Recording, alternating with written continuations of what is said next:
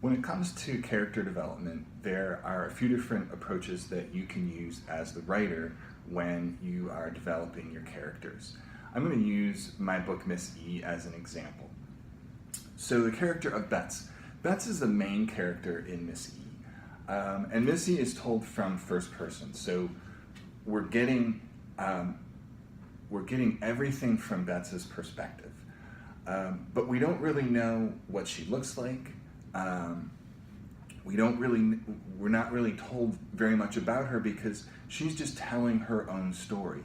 So the character development for Bets really comes from her thoughts, her ideas, her opinions, how she perceives the world around her and the things the events that are happening around her and the people that she encounters. We get a lot of that information. We find out what she thinks about people and how she reacts to certain events. So you get a sense of her character, not from a straight description, but just almost kind of by getting to know her through what she's thinking. So that's the character of Bets. Very different from that is a minor character named Peter. Peter is really only just in one chapter, and he has a very short scene in that chapter. So when I created that character, it was very important that he was developed very quickly.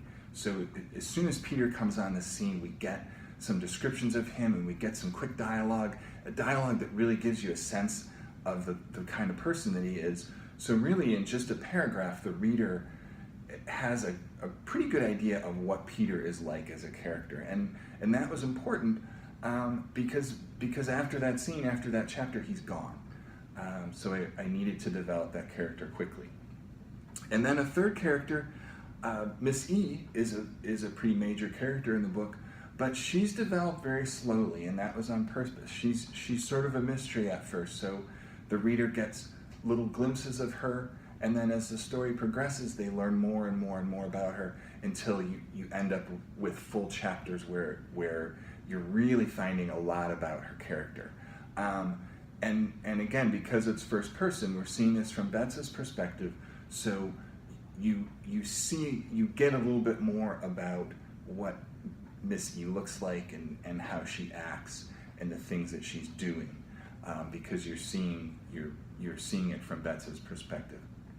So 3 different characters and really 3 very different approaches to character development. So when you're writing when you're writing your own stories, think about the characters you want to develop, but also how you want to develop them. And you don't need to use the same approach for each character in the same story.